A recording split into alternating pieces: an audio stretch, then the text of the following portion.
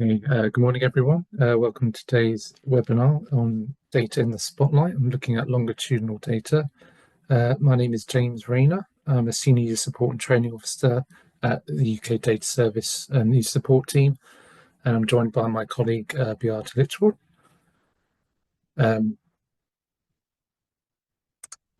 So to give a roadmap of today's session, we're going to start with some Mentimeter questions just to get your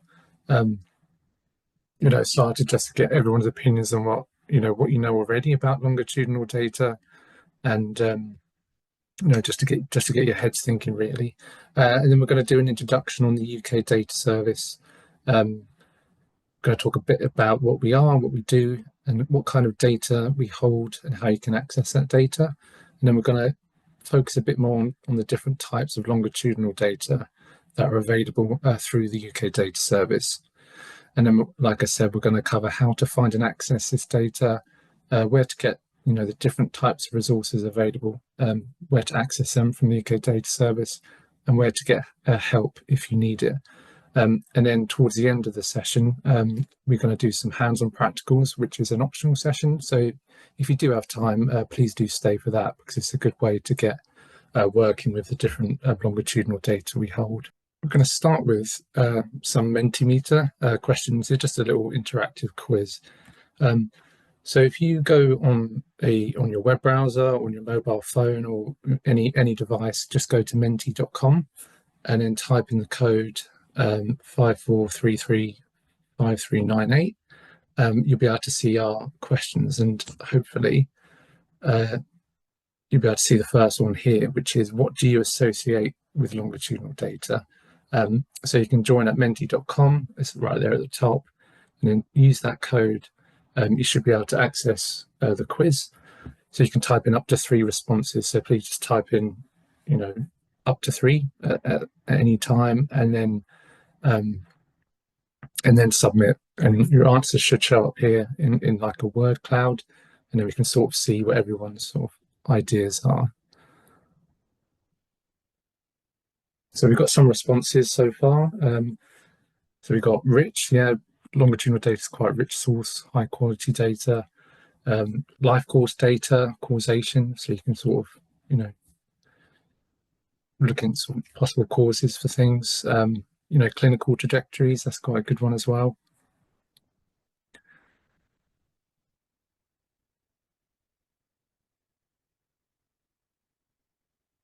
So longitudinal data is obviously looking at data over time, often, quite long periods of time, spanning many years. So, get these sort of rich insights about, people's lives and how, people develop really. Individual. Some good responses here. I've got, 7 or 8 people replied so far. So it's good to see that a lot of people maybe, you come from a background working with longitudinal data already, or you might be new to working with longitudinal data. But by the end of today's session, you should, hopefully have a good idea of what longitudinal data and how it can be used. Cohort studies, that's a good one. We're going to cover some, big cohort studies that we have available from the UK Data Service. Looking at long-term outcomes. I think I'd agree with, majority and nearly all of these responses here. These are good things I would associate with longitudinal data. So we still got answers coming in. Panel data, contextual research, process of change, so looking at certain changes, trends over time. So there's loads of different ways you can actually use longitudinal data depending on what area of research that you're doing. So linked with that, following on, our next question is actually, what research topic are you interested in? So, longitudinal data can be used to study, loads of different types of research topic. You may be looking at education, you may be looking at mental health, developmental studies, or, socioeconomic issues, depending on what type of research background it is. So we're just interested to know, what background you come from, and how you would like to use longitudinal data. So we've got a few responses coming in quickly here at the moment. So we've got mental health, family policy, housing and health, neurodivergence, psychotherapy, educational outcomes, sleep, it's an interesting one, service development. It's great to see, loads of responses to this one. Inequality.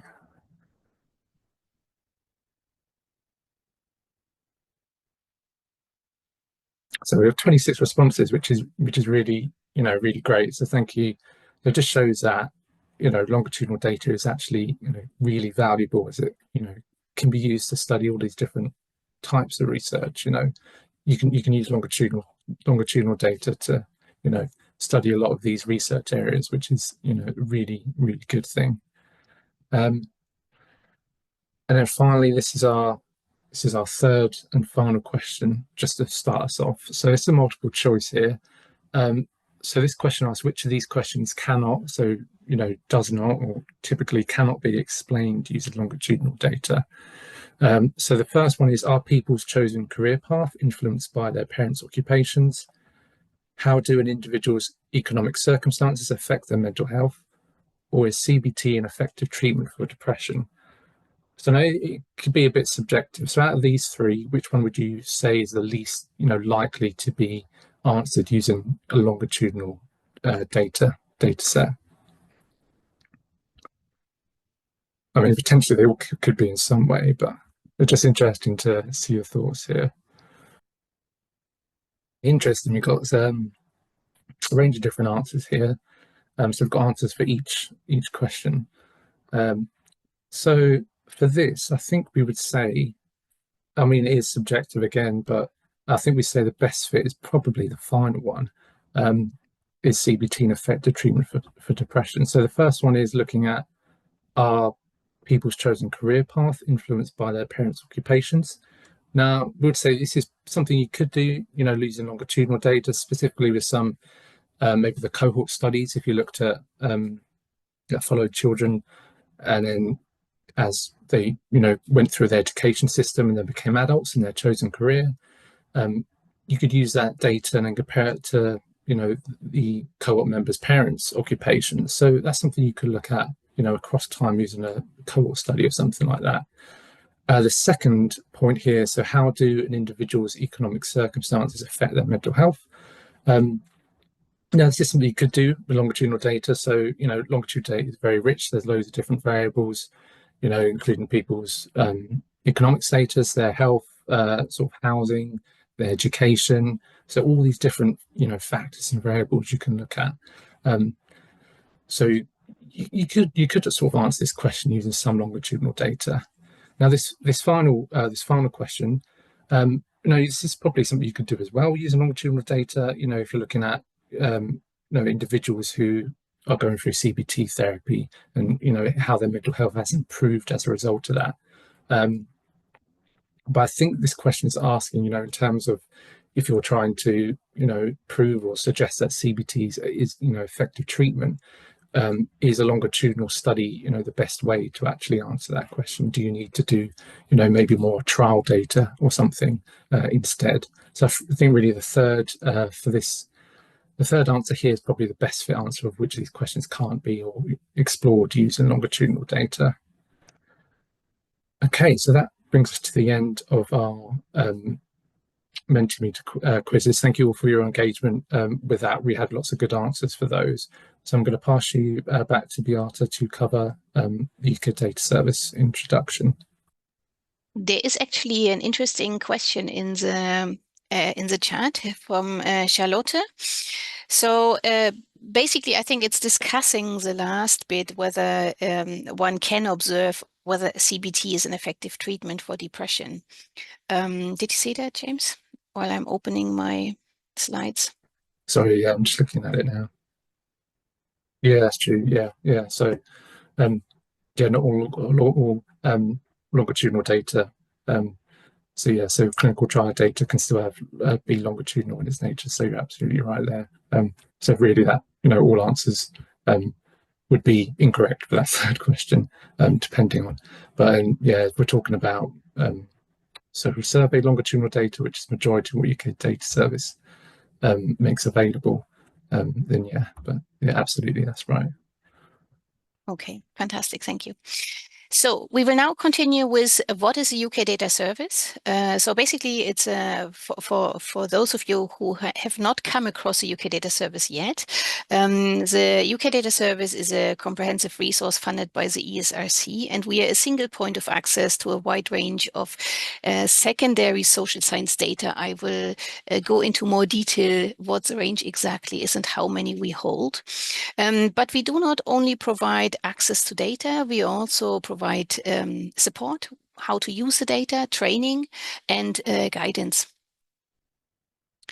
So I think Gail has already put into the chat that you can find the slides afterwards, so you don't need to scribble everything down. Basically, after today's session, in a couple of days, I think you will find also the recording and the slides on our website under training and events, and here data in the spotlight for today's date. And when you click on that site will also have links to the slides and to the recording. So who is the UK Data Service for? It is for academic researchers and students, it's for government analysts, it's for charities and foundations, for business consultants, for independent research centers, and for think tanks. And the data sources our data come from are mainly central government official agencies like the ONS, for example. We have International Statistical Time Series in our collection. We hold data from projects that individual academics have done. So when you get a grant from the ESRC, for example, at the end of that project, 3 months afterwards, you will be required to deposit your data with the UK Data Service as part of that funding to make it then available for secondary analysis. So there is a maximum use out of this funding for the public as well and for research. We have data from market research agencies, we have public records and from historical sources data, but we also have access to international data via links with other data archives worldwide. So the types of data we hold are survey microdata, aggregate statistics, census data, and qualitative and mixed methods data. And regarding the last one, here we have in-depth interview transcripts, diaries, anthropological field notes, answers to open-ended survey questions, audiovisual recordings, and images. And for the other types, for survey microdata, we have cross-sectional data, panel longitudinal data, what we are talking today about, then international microdata. And here is also listed on that slide which types of census data we hold. Now, looking at it from a different angle again, and here you see in the second position, the longitudinal data we are talking today about. So these major UK service following individuals over time. But we have these international data, which are basically international micro and macro data. And we have qualitative data, census data, business microdata. These are mainly controlled access surveys, and you will learn more about that in a bit. We also have some administrative data, records for administrative data for which ADRN has negotiated researcher access. And also I'm very happy to say that we have access to controlled, so secure access, international microdata, for example, from the Institute for Employment Research, IAB in Germany, or CSD in France, and GISES in Germany. And this is via our involvement in the International Data Access Network, which is basically a collaboration between multiple research data centers from European countries or international countries, at the moment Europe. We are open to enlargement and we facilitate research use of secure access data. And this is a link if you want to know more about it. As I said, we all already hold these 3 different thin clients in our safe room at the University of Essex in the UK Data Archive. So these are available to UK researchers, and we are expanding. Now, to give you an idea of the scope of our service, so we hold in our data catalog approximately 9,800 studies, out of which the majority of 7,927 are safeguarded data. So that means after an initial process of registration, which can be done online, you can download the data.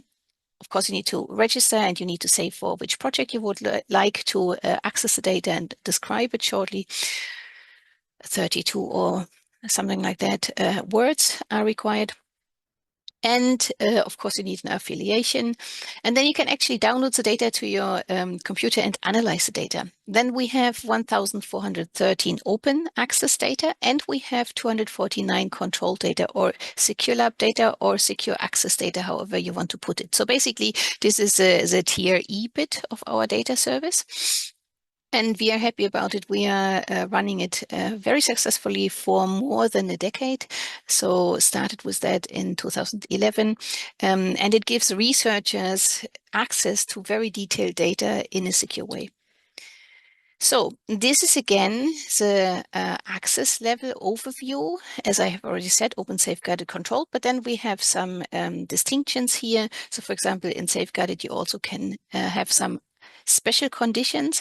And here you would need to become an accredited researcher, which is usually just necessary for control data. You will be guided very well via our online system or via our access team when you apply for that. So now let's move on to the longitudinal data that we want to talk about today. So what are longitudinal data? And we had this initial question and you said it actually already quite well. So basically longitudinal surveys involve repeated surveys of the sample of the same individuals at different points in time. So you follow them across their life course, if you wish. These samples are usually quite large and they are nationally representative. Longitudinal studies suffer from the issue of attrition. So you need to keep up the numbers by regularly adding new participants, which is also done. But longitudinal data really allow researchers to analyze change at an individual level. And you have already mentioned that again in the Mentimeter exercise at the beginning. So you also said that basically one can analyze the impact of policies. Absolutely. So you can basically see what is the effect of certain policies. However, then the questionnaire obviously need to be designed in that direction to find that out. But we also come to some very practical examples of how this was analyzed using longitudinal data. Also, yes, data over time you have mentioned, and cohort studies, trends over time, and basically family policies or inequality. Exactly. So here you can, for example, look at the effect of poverty on educational outcomes and then subsequently on employment outcomes, for example. Or you can look at housing, then the effect on health, and then the effect on later life outcomes, for example. Absolutely, and you have hinted at that in the Mentimeter, which I was very happy to see. So longitudinal data are a fantastically rich source. And again, you have said that rich in the Mentimeter session. They are really a very rich resource. They're a little bit complicated in the sense of you need to manage the data more before you can start your analysis because you have all these different waves and sweeps, and you basically need to create a working data set before you can even start. However, you have so much information which is not possible, and you can analyze causation, which you can never do with cross-sectional data, which is fantastic. So also there is help out there for these sort of creating this need to create analysis data set. There are many attempts of easing this work for researchers and providing already harmonized data sets, and we will come to that. So don't be afraid of the complexity, but basically embrace it. And there is enough help out there to basically harvest all this richness of the longitudinal data. Now, some examples of longitudinal data. What do we hold? And I would like to start here with the cohort data of the Center for Longitudinal Studies in London. And these are the first three listed here, the 1958 NCDS, National Child Development Study, then the 1970 British Cohort Study, BCS 70, the Millennium Cohort Study, MCS. But you will see here that there is quite a gap between the 1970 British Cohort Study and the Millennium Cohort Study. So almost 30 years. And that gap has been tried to be filled with a study that has been adopted by CLS, and that is here listed further down as next steps, or formerly LSYPE, the longitudinal study of young people in England. And you can see those participants were born in 1989-90, so basically it fits quite well into that gap of the BCS 70 to the MCS. So these four studies are provided by the CLS and maintained now by the CLS. I would also like to highlight the British Household Panel Survey and its successor, the Understanding Society or UK Household Longitudinal Study. There are two names for the same thing, so you can say either Understanding Society or UK Household Longitudinal Study. I would also like to highlight the English Longitudinal Study of Aging, where you can follow 50-year-olds, from 50-year-olds in England. And I will say more about some of these studies in a second. Also, we have Growing Up in Scotland, a very influential study, particularly for Scotland, as it says. And then we have the Cohort and Longitudinal Studies Enhancement Resources of Closer. Now let's look at the British Birth Cohort Studies from the CLS. To start with the NCDS, BCS, and Millennium Cohort Study. All these have been designed to study the impact of childhood conditions on education, later life, health, and economic circumstances, and basically to understand children and families in the UK. So the NCDS follows a cohort of approximately 17,000 individuals born in a single week in 1958. And then you have data collected at different ages, and you can see the ages listed here. Here's also a little comment to say that biomedical surveys were added to that, so to the main survey. And that is actually also quite a nice feature of these longitudinal studies, that you can add different modules at different collection points to the main study and get this way an even more enhanced data set. Then we have the 1970 British Cohort Study following again, roughly 17,000 born in a single week in the 1970s. And here we also have the different ages. You can also see that of course, there is an attempt to have similar ages for these different studies, so you can have inter-cohort comparisons in your analysis. And then the Millennium Cohort Study. So all these studies look into a wide range of social, economic, health, medical, and psychological issues. And the NCDS, for example, has become a unique resource for investigating social mobility and the impact of childhood conditions on later life. And as I said before, some have a special focus. So, for example, partnership history, employment history, social participation and identity, parent migration, behavioral studies, and also essays. So there is a qualitative element to it as well. And I will show you an example later on. Then the BCS 70 has been designed similar to the NCDS, and again also the Millennium Cohort Study, again to enable the inter-cohort comparison. And again, we have these special foci, for example, on partnership history, employment history, or for the Millennium Cohort Study, for example, mothers who received fertility treatment, or then on physical activity.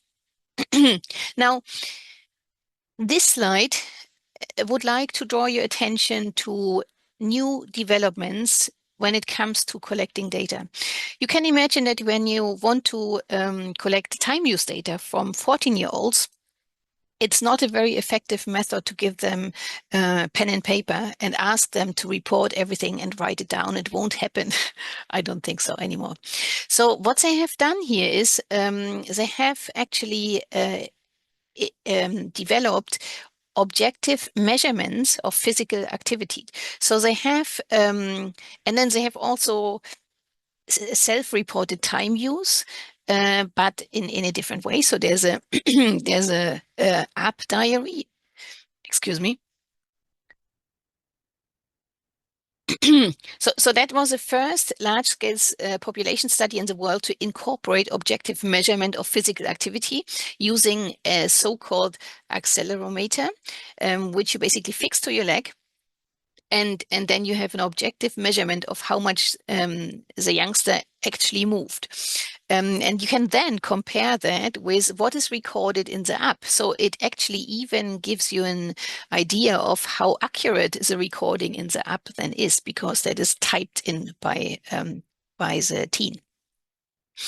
So embracing new technologies is a really important feature, and that is just one example. Meanwhile, there are many more, but that was the first one. It was actually quite a nice one, very successful, and gave very new insights this way. This is a website of the Center for Longitudinal Studies. Here you see all the 4 different cohorts that I have mentioned. And I would encourage you to look into those in more detail and read more about them. We can't cover that all now in our short webinar and workshop. COVID-19, we might all remember. And I'm very happy to say that all these different cohort studies, not just the CLS, but also the others mentioned on the overview of some examples for longitudinal studies, have reacted very, very quickly to the COVID-19 pandemic. So the pandemic started in April in 2020, and by May, we had already the first surveys going out, trying to cover what was happening in the country. And actually that was fantastic. So the beauty was that basically the cohort studies could use their infrastructure to very quickly launch a new survey focusing on COVID-related issues and questions. So of course, the aim was to understand the economic, social, and health impact of the COVID-19 crisis and the extent to which the pandemic is widening or narrowing inequalities and the lifelong factors which shape vulnerability and resilience to its effects. So there were even blood samples taken from the respondents to be analyzed for the COVID-19 antibodies, and then actually get even more insights from that. So I think that was quite impressive. We have COVID-19 surveys in the 5 national longitudinal studies. So, for example, in the first wave in May 2020, there were already 18,000 participants. And then we had even more in October, 26,000 participants. And here the focus was on healthcare, financial transfers, life events, children's schooling in summer and autumn term. Very important. And then there was a third wave, 2021. And here we had even 28,000 participants. So that was really, really, really a very extraordinary effort to very quickly not just capture what was going on, but basically to inform policy. And that has actually happened. So we have a page dedicated to COVID-19 data. It's a UK data service, and here you can see a snippet of 3 of those. I would like to mention 3 new CLS studies, and that is Children of the 2020 study, which is a nationally representative birth cohort study of babies in England, which has been commissioned by the Department of Education. And this study has been designed to answer important scientific and policy questions regarding the family, early education, and childcare determinants of early school success. These babies were born in September, November 2021. And we have the first wave data released in April 2024, so very recently. There's also the early life cohort feasibility study, and you can see on the website the outcome of that. And finally, I would like to highlight the COVID social mobility and opportunity study, or COSMO, which is a national cohort study of more than 12,000 young people from across England who were 11 years in the academic year 2020-21. So this is a particularly interesting study because the year 11 pupils were basically hit at the transition phase from primary to secondary school. And this is particularly designed to examine the short, medium, and long-term impact of the COVID-19 pandemic on educational inequality and social mobility. And we have the first two data sets out there, Wave 1 and Wave 2. They're available via the UK Data Service, and that's really a very interesting study.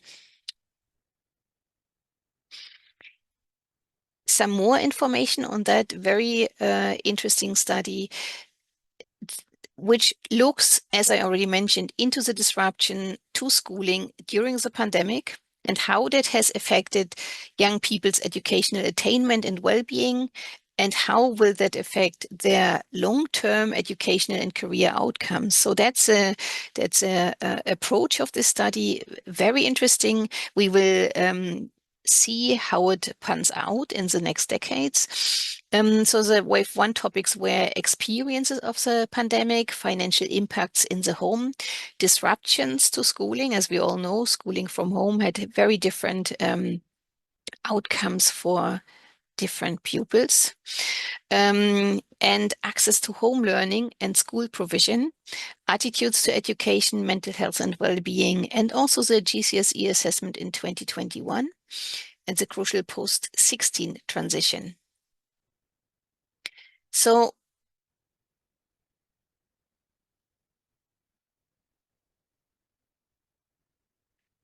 the activities since Wave 1 are of interest in Wave 2. Then university applications and the labor market and apprenticeship experiences, vocational training, core topics covered in Wave 1, such as mental health and well-being. So this is very important. So basically their transition from the secondary education to the labor market or further education, and the outcome shaped by the pandemic and their individual circumstances to cope with it.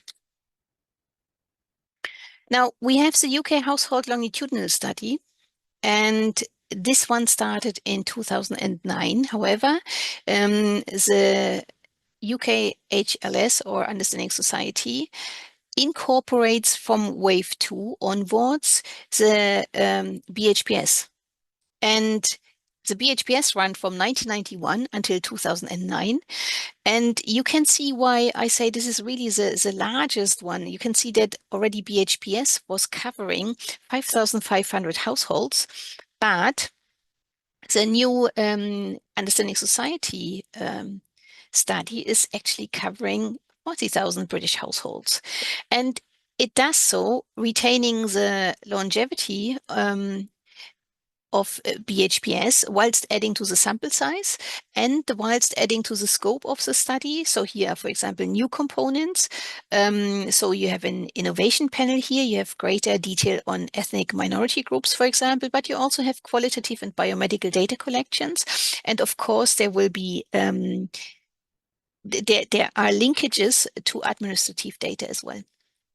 So the coverage includes current employment and earnings, employment status, parenting and childcare arrangements, family networks, benefit payments, political party identification, household finances, environmental behaviors, consents to administrative data linkage, and here two topics of health and education. So admin data from those areas.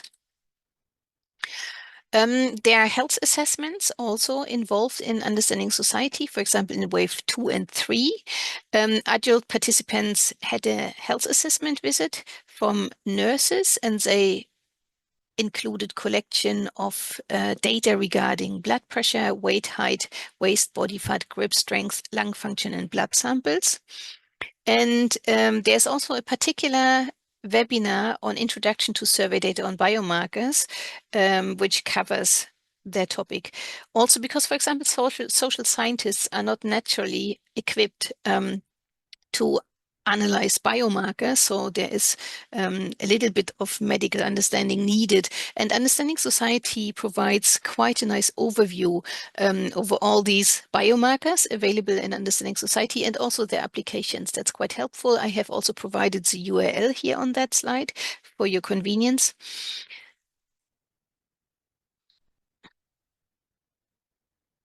Understanding Society links to 3 types of data: geographical identifiers, administrative data linkage, and also organizations. So here, for example, school information, which schools children have attended, etc., and outcomes. Then also geographical identifiers as listed here. And this list is actually increasing as we go along.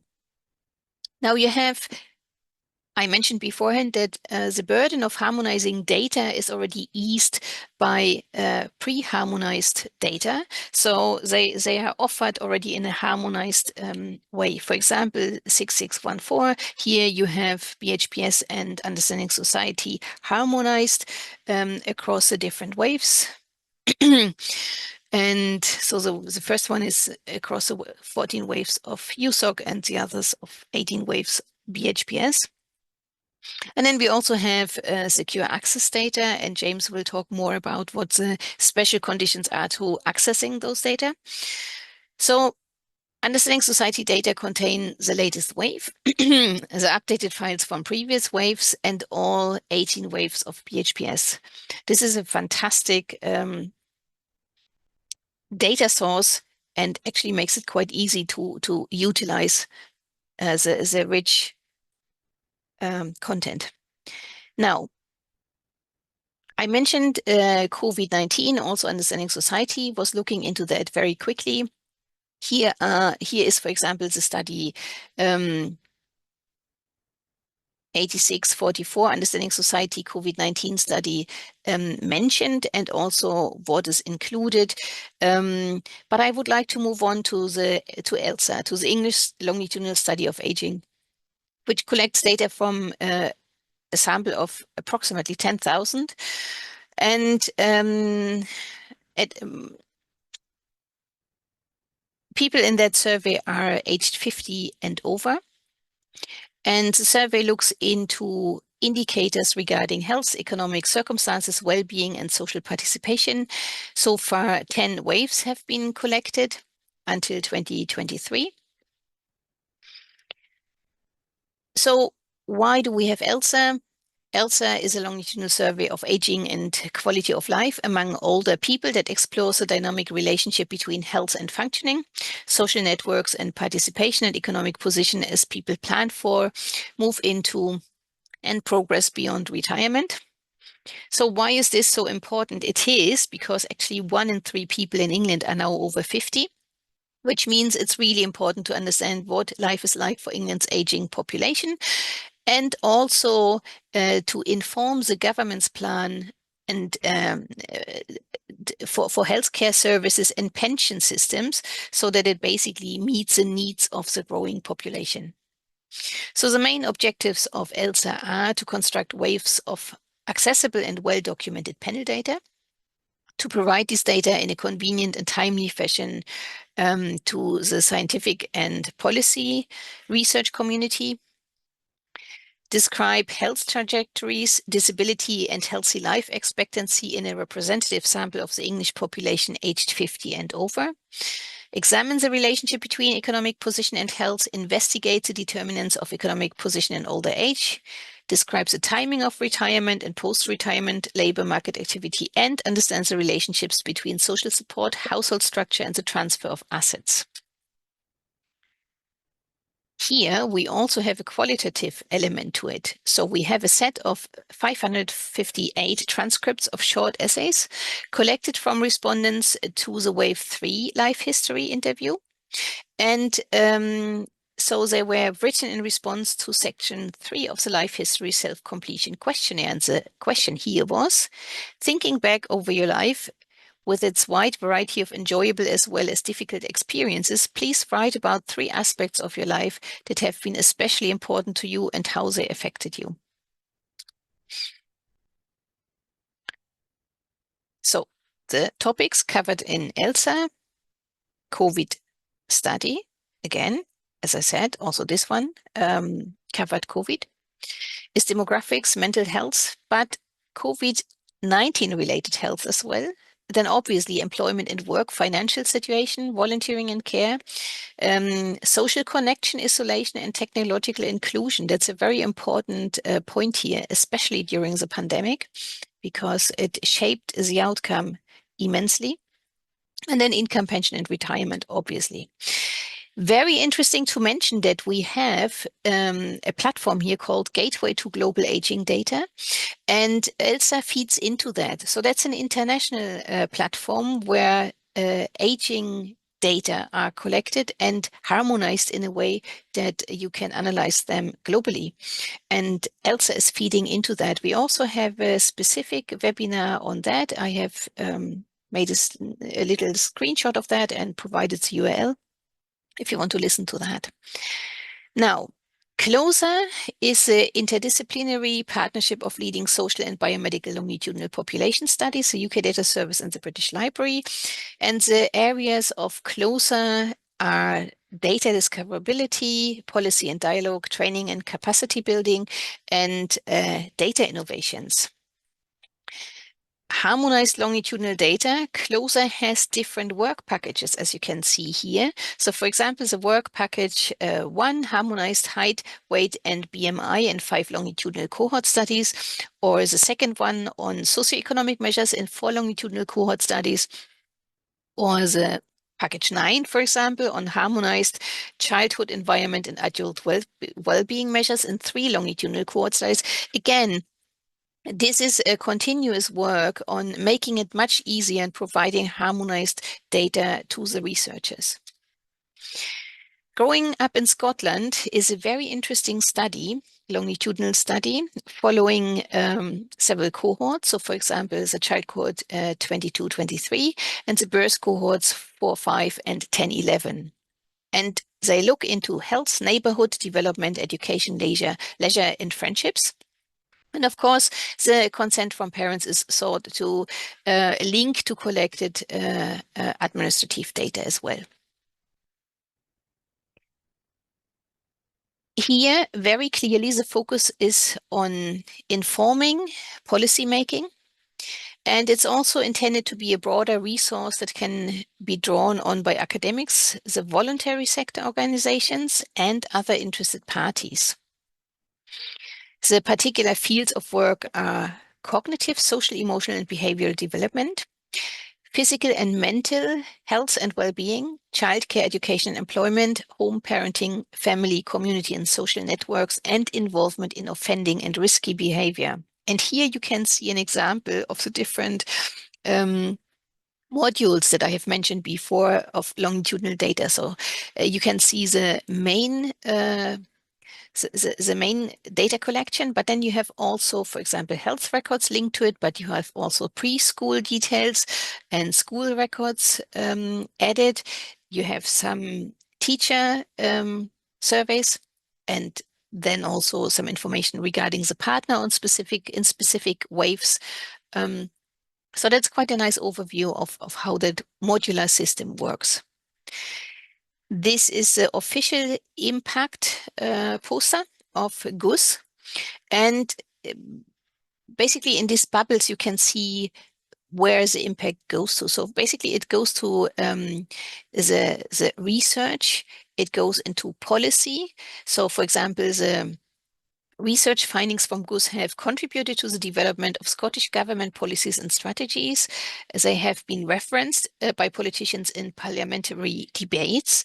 They have been used by various organizations giving evidence to Scottish Parliament and committees, and they have been used by local authorities to inform strategic development and by voluntary sector organizations to inform policy development.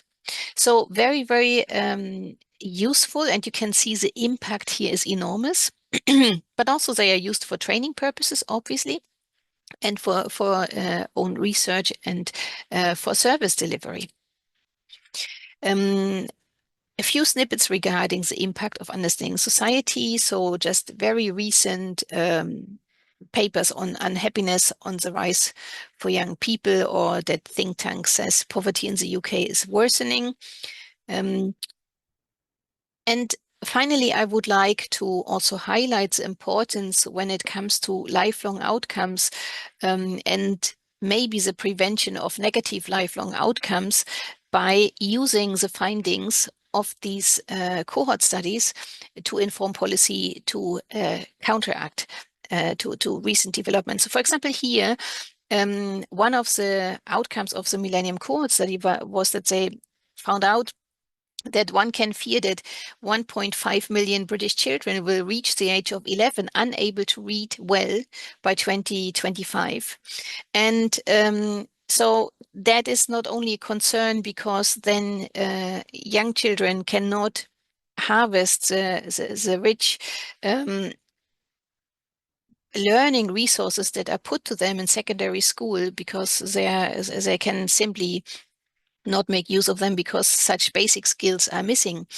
But it could actually also cost the UK 32 billion in growth by 2025, this poor reading ability. So there were several campaigns, for example, the so-called Read On, Get On campaign to improve that, and they had really fantastic outcomes. That's just one.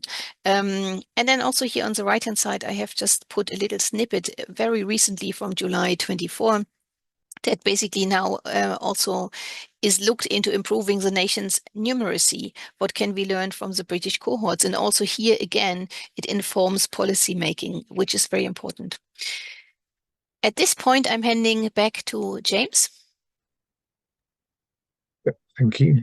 Yeah, so continuing on from that, I just want to raise this point here about how impactful these longitudinal cohort studies are for, informing policy, not just in the UK, but around the world. So from this example, this is a study group that actually created the Millennium Cohort Study, so a study team at the Centre for Longitudinal Studies. They used the Millennium Cohort Study to look at adolescent mental health. So they found that up to one in 4 14-year-old girls and 1 in 10 14-year-old boys actually experience some form of mental health issues. And they made this distinction between having an absence of mental health issues didn't necessarily mean you had a good mental health well-being. So they made the distinction between those two aspects. And they found that these mental health issues that these young people were experiencing was significantly greater than comparing to data 10 years previously. And one of the reasons why this piece of work was so impactful was actually this infographic you see here on the right. So this sort of illustrated the different risk factors for mental illness that they highlighted, but also factors that could potentially protective factors that improve sort of well-being. So these are the two aspects here. So the elements with the black circles are risk factors. So these are things that are likely, if they occur, likely to lead to increasing experiencing mental illness. Whereas the elements of the white circle indicate that they're associated with having good mental well-being, and they've got these 4 different colours which they grouped these factors into. So you have individual characteristics in the blue there. You've got family relationships and home life, socioeconomic circumstances, wider school and neighbourhood environment. So using this cohort study, this longitudinal data, they were able to identify these different groups of factors, but also whether they were factors for mental illness or protective factors for having good mental well-being. So this information combined in this infographic like this, which is one of the outcome, things produced by the research team. So this was used across civil service departments, across government, especially by Public Health England in developing their 5-year plan a few years back. So just an illustration of how longitudinal data is really impactful in informing policy across government in the UK. Also, this example using the 1970 British Cohort Study. Again, it's sort of looking at readings, which is like the example Beata mentioned earlier.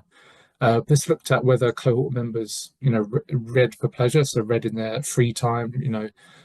How does this impact their, cognitive ability or attainment in subjects across school, both, at the time, but also in later life. So at ages 10 and 16, they had questions relating to whether the cohort members read for pleasure, but also they administered tests in spelling, vocabulary, and also, maths, a maths test, numerical test. They found that those cohort members who did actually read in their free time did better in all these tests, but including maths as well, which might be surprising there.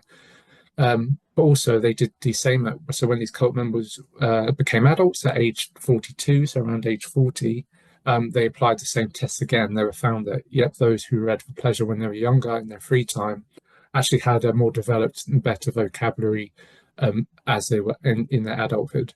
So that just really highlights the importance of having, being able to read in your free time, which led to a lot of development in sort of for libraries, not just in the UK, but around the world. So it had a global reach. So like it launched a library program in New Zealand, just really promoting, young people to actually read for pleasure in their own time and, encourage reading from a young age, as this shows that, there's a real a positive effect for it, not just in your vocabulary, but also for spelling and maths as well. So that just highlights the importance of that and, the impactfulness of this particular piece of research. So that's come to the end of that section. Now we're going to start to look at actually how to find the different longitudinal data sets using the data service website. So you might have an idea already of what kind of topics you want to do, or you might know the name of the particular data set you want to find. So here's how you can actually find it and download it. So there's 3 sort of main ways. The first one is using our data catalog. So we have an extensive data catalog that covers, up to about the 9,000 studies we hold at the UK Data Service. You can actually find them through the catalog. So that's sort of the main way. You can also use a find data option, which is another element on our website. If you want to just explore different topics in more depth, you don't have a particular data set in mind, but you want to explore certain research areas before you hone down on a particular data set. And then finally, we also have a variable and question bank. So if you have specific variables in mind or a particular variable you want to look into, you can use that. You can find that and find what data set it is in using that variable question bank. So I'm just going to come out of the PowerPoint now and just show you around our website. So hopefully you can all be able to see this. So this is what the UK Data Service website looks like. And this search bar here is our data catalog. So you can obviously type in research terms that you want to find in. So say if you're looking at education, you can just type that in and it will give you all the results for education. This won't just necessarily show you longitudinal data. If you use the filter tabs on the right, you can, filter it through so it can only shows the cohort or longitudinal studies for that particular search term. So this is just a really interesting way. You can obviously type in their study name. So if you know the data set name, you can type that in here.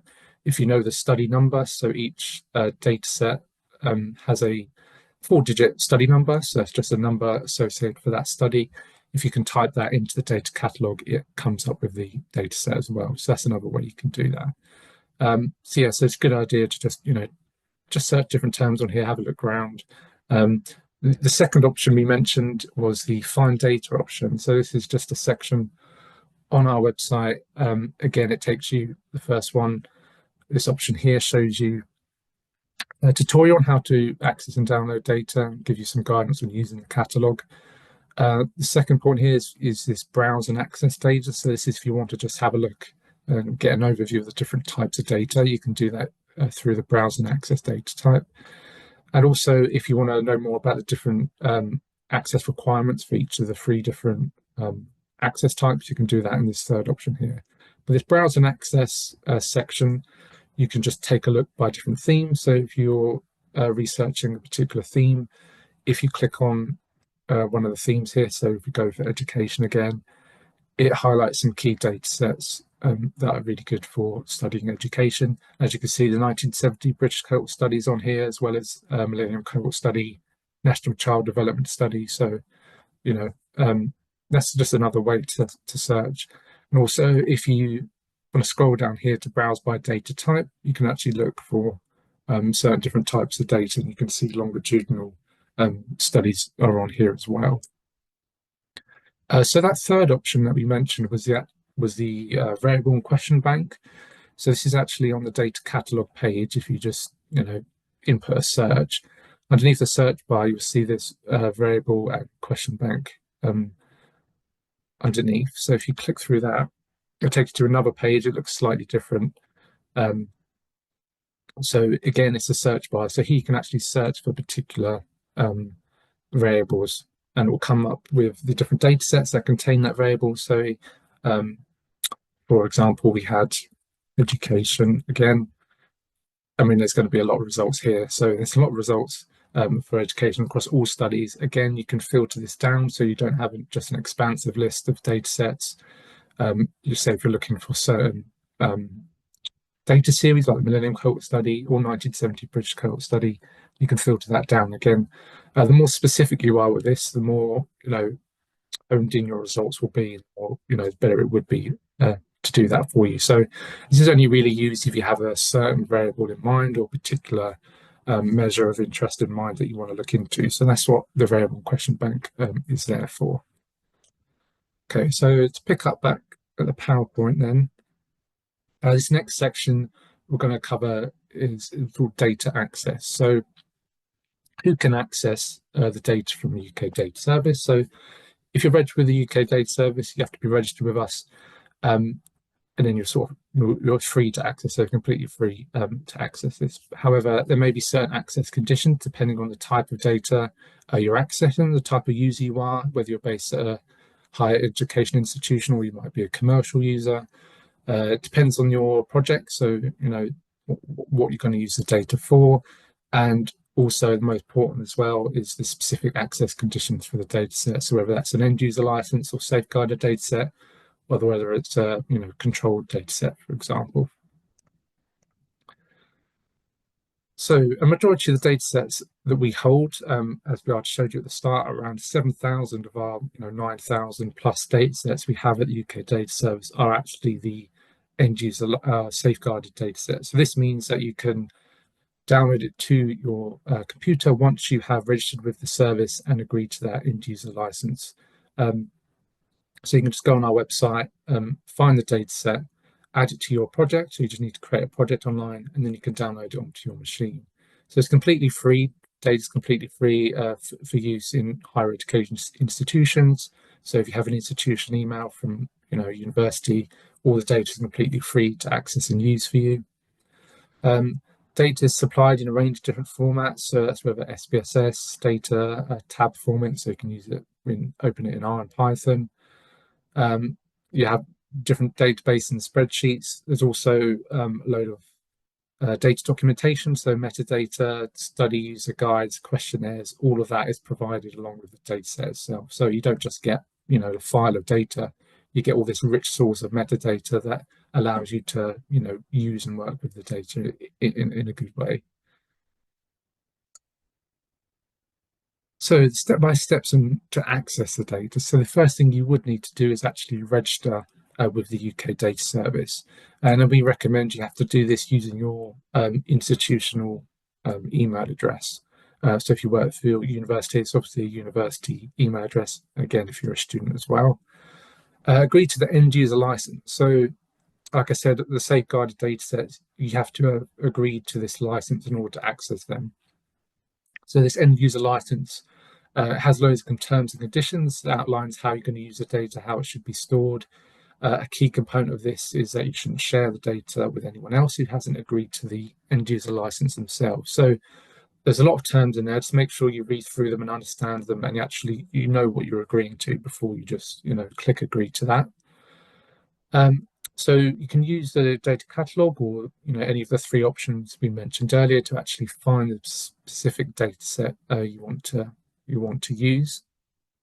And once you have found that data set, you just click on this access data or download an order button on the right, and this will prompt you to actually specify a particular project for which your data set is used. So for most safeguarded data sets, you just create a project online. Say if you're studying, education, again, so you might have a number of different longitudinal data sets you want to use to study that. So you just create a project, you give it a short title and a brief abstract, about 200 words describing what you're going to be doing, and then you can add the data sets to that project. And from there, you can then download the data to your local machine in either of your preferred formats. So you can download them in as many different formats as you like, really. So this is a step-by-step guide on, takes you through literally step-by-step on how to download and order specific data sets. So for safeguarded data sets, you'll be, no problem, just add the data to your project and download to your machine. Some data, however, have certain special conditions that you need to fulfill. This might be an additional form or certain conditions you need to agree to in order to be able to download the data. And then we also have special license data, which is, the data access type in between safeguarded and controlled, and you need to complete in, additional forms for that as well, but we'll touch on that later on. So you will get sent a copy of the slides after today's session. At the bottom here, this link takes you to this page, so you can follow this step by step to see how you can actually download the data. So like I said, we have a range of different access conditions. So the main three are open license, safeguarded, and controlled. But this could be broken down a bit further. So we do have some data which are open license, so you don't even need to register with us to access this data. But we do have some of those in our collection. Second is the end user license or the safeguarded data. So a majority of the data we hold is safeguarded. So once you register and agree to the end user license, you can download this data to your machine. Of those, though, there may be some data sets that have certain special conditions to them. So, you might need to agree to an additional term or fill in an extra form. So be mindful of those, but you will be notified of that once you go to actually click that download or access data button. And then we have special license data. So for special license data, you would actually need to complete a special license form. So this outlines what research you're going to be doing, what specific data sets you need access to, and why do you need access to this special license. So it's a bit more, detailed data. So why do you need to access this data? So a justification for that. And also you need to outline a sort of data management plan. So, where you're going to store this data and how you're going to store it, how you're going to make sure it's protected, and what you're going to do and how you're going to delete the data once your project is finished. So that's an important component of special license data. Now, finally, we have secure lab data access or control data. So this is the highest tier, so it's most detailed, sensitive data. So for these data, you would need to outline a research proposal again. We need to refer that to the data owners to sort of approve it and check everything's okay. And you can only access this through Secure Lab, which is the remote access trusted research environment. In order to access that, you need to become an accredited researcher, undertake safe research training, and do some other forms as well. So access to this sort of level of data is much more complex, and it's a period of about 3 months in order to gain access to this level of data. And then finally here you have safe room access data. So this is even more detailed and sensitive than your normal secure lab data. This can only be accessed by physical safe rooms. So you need to actually go to a physical location. So we have a physical safe room at the UK Data Service site. You may have heard of the SafePod network. So that's also physical rooms you go to access certain data sets. Obviously, there's a bit more restriction on what you can do and the rules you need to follow in order to access that level of data. It just sort of highlights the range of different access conditions for the different data sets. Again, and I've talked through it on the previous slide, but here you can see how each of the different access conditions fit into each of these the 3 tiers of access levels here. And if you want to read through on the policy that sort of guides this, you can follow this link to take you through and how the different types of access and why it's important that we have these different tiers, really. Like I said before, the end user license, you need to read through the terms, just make sure you understand it. The main things here is that you're not sharing the data with anyone who's not authorized to access them. You're not using the data for any commercial purpose unless you have the explicit permission for that. You're not using the data in a way to identify the individual participants in the data sets, whether that's individuals, households, organizations, so whatever the data is about. You're not using it in any way to actually try to identify the data subjects there. So whenever you do create or produce research or a paper using these data sets, it's really important that you provide a data citation in any publication that you create. We're going to touch on later how to actually find the data citation for the data sets, but this is really important. And then finally, don't share your UKDS login details with anyone else. Obviously, just keep it safe. Only you should know your username and password, and agree to meet any, all the charges or anything that as a result of you failing to comply with the terms of the license. But those are the main things. Just there's quite a majority in there. Just make sure you read through them and understand them before you agree to it. And then we have the Secure Lab data access, so controlled data, which we touched on before. So you can't download these. You can only access them remotely via the remote connection to the Secure Lab, which is a trusted research environment. So you need to can only access this through your institutional PC. So one of the access requirements is that you have a institutional PC at your institution, wherever you work. You need to complete safe researcher training, which we run online here from the UK Data Service, but obviously other data providers do their own training as well. And each application is screened, so each project, your research proposal is screened by staff at the UK Data Service, but also the data owners, as well as it might be the Research Accreditation Panel at the UK Statistics Authority as well. And there's some elements, so your project has to have an element of public good. You need to justify why you need, control level data. So one of the components we ask is, well, could this study be done on a safeguarded data set, for example? So if you're applying to access control level data, you need to provide justification of why the control level, this highly detailed level of data, is needed. And then finally, all outputs created that you create within Secure Lab is output checked by the support team on the way out. So we apply our STC checks by 2 checkers just to make sure there's no residual risk of re-identification of the participants in the data or individuals in your research output. So we do run STC checks for that. Okay, I think I'll pass you back to Beata now to cover exploring data online. That's correct. I'm just watching the time, so we need to speed up a little bit. What I would like to highlight in this section is that we have online analysis tools.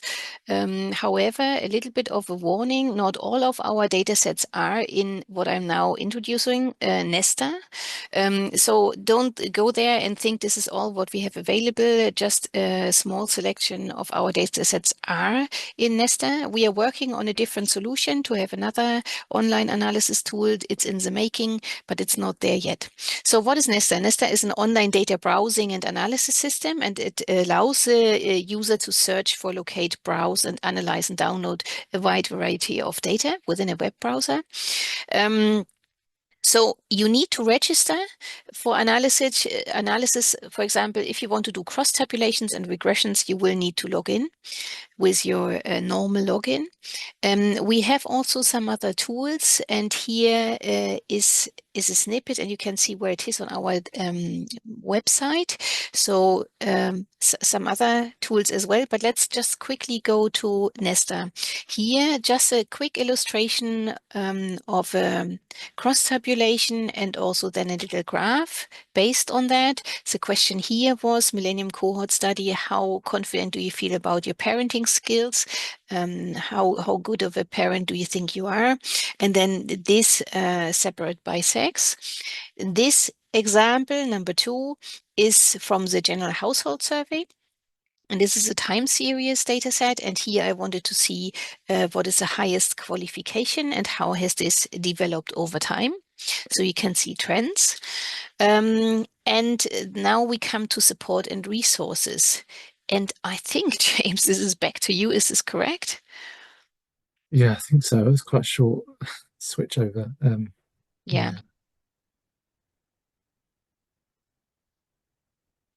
Yeah, we need to actually really speed up now. We apologize because we would like to give you the chance to do some exercises. Yeah, so quickly run through the support and resources you can get from the UK Data Service. So we have a range of different videos, tutorials on our YouTube channel. We have data skills modules on our website. You can also look at case studies, different guides and themes, and we have a learning hub as well. And also, if you need specific support, user support, we do have a help desk as well, so you can submit a query to us and we'll get back to you about your query. So the Learning Hub is good. It has loads of different skills modules on there, data skills modules, specific modules for students, looking at qualitative data, survey data, international data. There's also a specific module for longitudinal data. So this is a longitudinal data skills module. It's quite a short course, about 2 hours, but it gives you a nice overview of actually looking at longitudinal data, coming from a beginner level up to how longitudinal data can be used and how it can be analysed. And it gets you started a nice introduction of using the UK Household Longitudinal Study or Understand Society, as a data set. So that's quite a good module to look at. Like I mentioned before, we have case studies. So these are specific case studies. So how has research using data sets from the UK Data Service, how have they had a real world impact outside of academia? So these certain studies that researchers have done, or case studies looking at how the research has had a real world impact.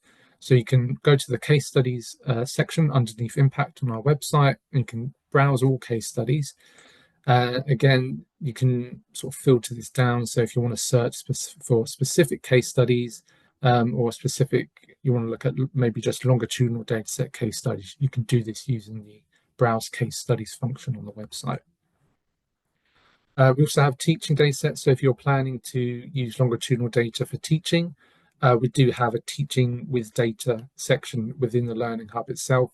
So this is taking you through how teaching data sets are slightly different to the usual data sets we have, how you can access and share data for teaching as a certain requirements needed for that, and also the different data types and some data management principles to keep in mind when using data for teaching as well. So please do follow this link at the bottom of the page if you do want to use the data for teaching there.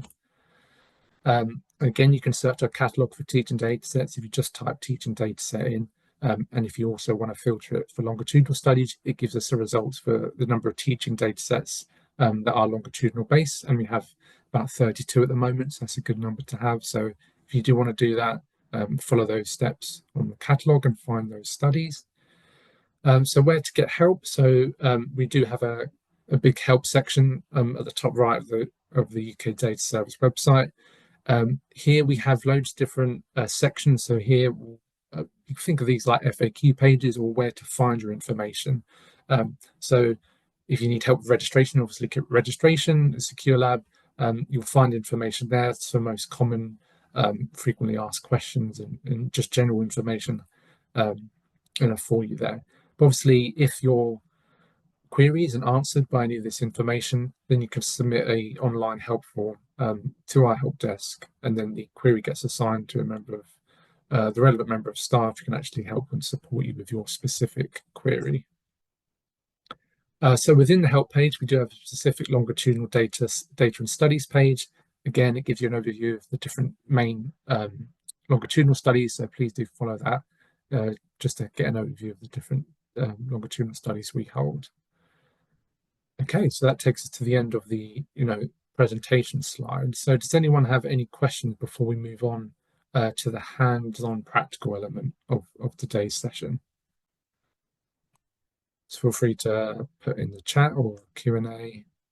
Okay, no worries. I think we'll also come back to questions at the very end as well. So if you do want to stay for the practical and you do have any questions, please put them in the chat as we go and can answer them at the end. Okay, so this is the hands-on practical section. So we understand that we have not too much time left, but if you do want to stay for the hands-on practical, we do really appreciate that. So to start off with, we're actually going to have a task on actually finding the data sets for research, so how you can actually use a data catalog to find certain data sets. So these are just some tasks, some questions, sorry, here to actually using the data catalog, and we want to see some search results. So this asks using the data catalog, so go to the UK Data Service website, it's just UK Data Service, and on that homepage you'll see the data catalog search bar.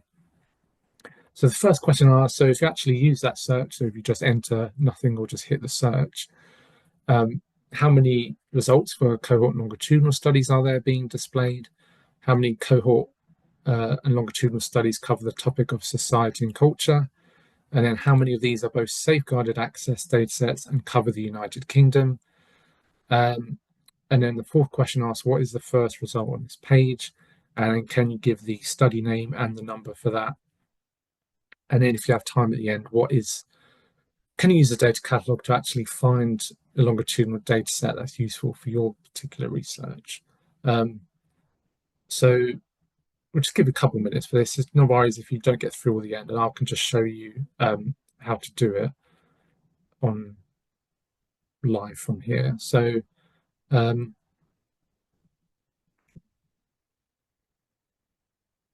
okay, so that takes you to a catalog. So the first question asks,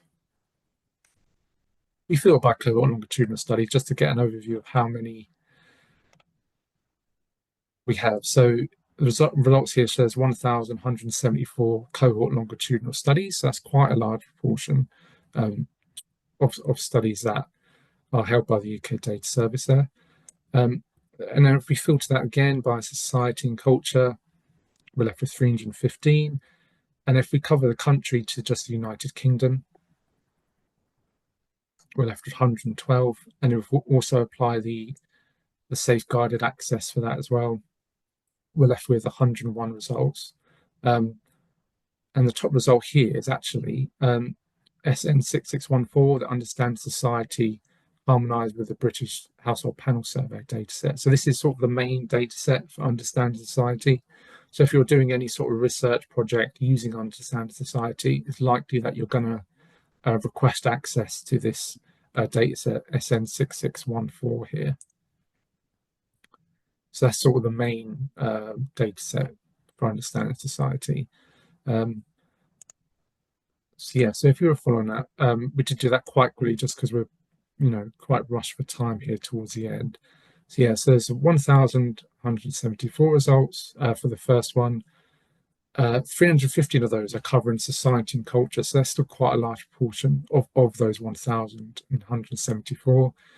Again, if we just want to cover just the United Kingdom, so longitudinal data doesn't necessarily just have to cover the UK. So a lot of these data sets were actually, outside of the UK. So it's quite a global sort of where the data has come from, really, a sort of global element to it.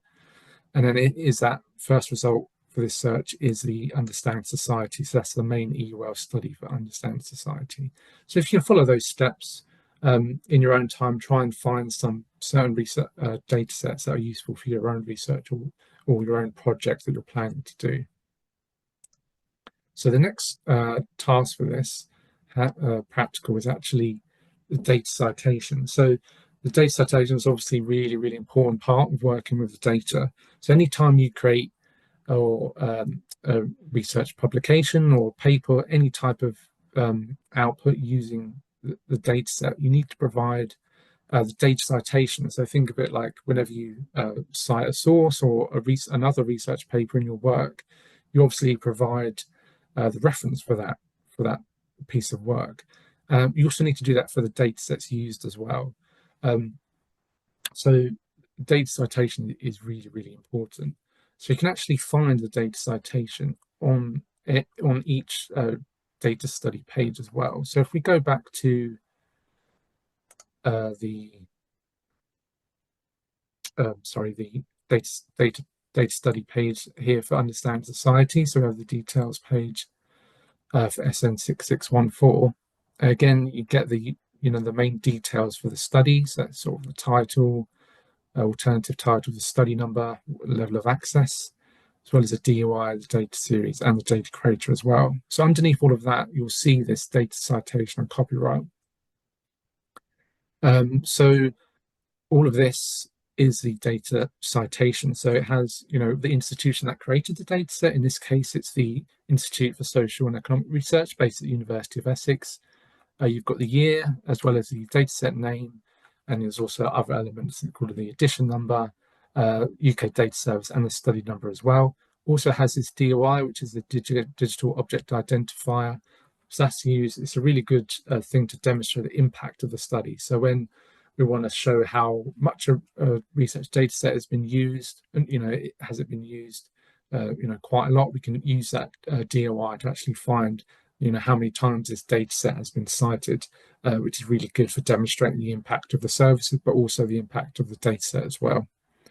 You can select different citation formats. So if you need to cite in a particular format, maybe for institutional or journal purposes, we do have 4 different sort of types of citation format, which changes the format of how the citation is formatted, really. So depending on the type of citation format you need, you can select the relevant one here, and you can also export it into different citation software things as well. So that's another aspect of this. So the best way to get the citation is actually on the study details page, and you can get it in your selected format straight from this. So just copy it straight from there and put it into your research work. So that is the data citation task, where in this task it specifically asks for the data citation for 6614, which I just showed on that screen. I don't know why that has come up like that, but the main data citation for this study is here. It's just underneath the study details page. And that's the same for any type of data set from the UK Data Service. The citation is on this page just underneath the main section there. Okay. The next section is the online analysis task, which I'll hand you back to our Beata to cover then, please. Okay, if you can operate the slides. Oh, okay, you closed them already. Okay, it's fine. I've got It's okay, I can share. There was a question, and I was just looking into that. So I'm not really sure. Whoever has put that in the Q&A, please could you enhance on that? I'm not so sure what you mean from date from. Okay, so but the next task would be, while you please provide us with some more information in the Q&A, the online analysis task. So basically, we would like you to log into your account and then go to the web view. And basically, it's a Nesta UK Data Service ac.uk web view page. And here is just a very quick exercise regarding the online tool Nesta. So if you go to teaching dataset and then you select British Household Panel Survey, waves 1 to 11, and here select wave 11, and then health behavior, health status over the last 12 months. What we would like to know is what percentage of respondents reported excellent, good, fair, poor, and very poor health. So if you could find that out in the remaining 2 minutes.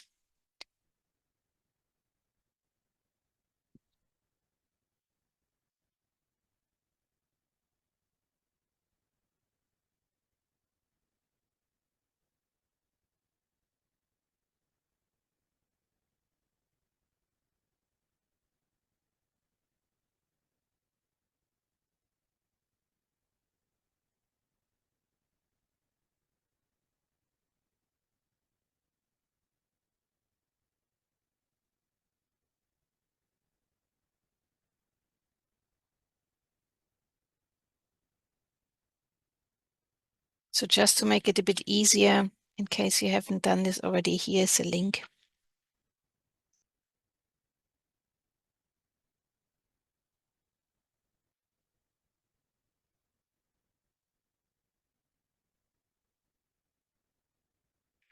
Okay, thank you, Icarus. We will get back to you.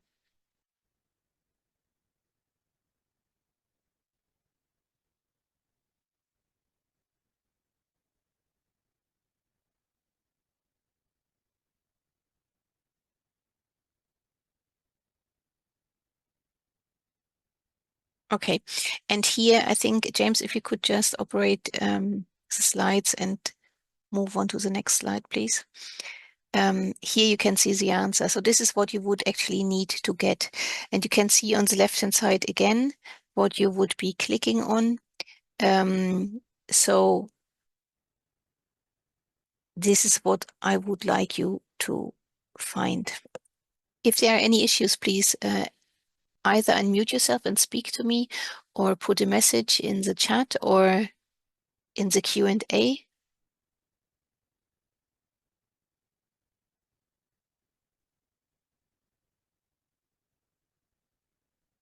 Ah, okay. So this is a filtering from the catalog.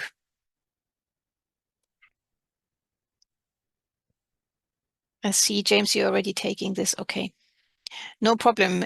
You're typing very quickly, and because of the time. Okay. Okay, so that would be the last exercise for our workshop today. I'm wondering, did anyone get to the Nesta outcome that is displayed at the moment on this last slide? Did anyone get that?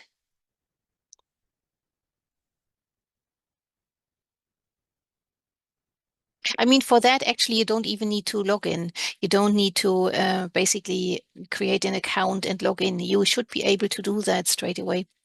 So when you follow the link provided in the chat to Nesta UK Data Service Web View, you should be able to actually work your way to that result.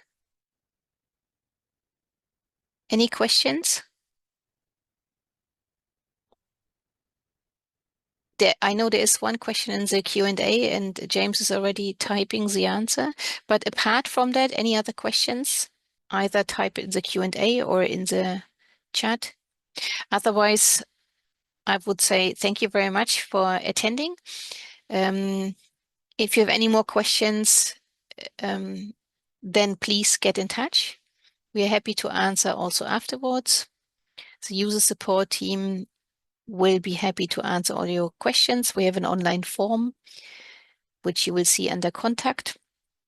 Otherwise, just email support@ukdataservice.ac.uk. And thank you very much again.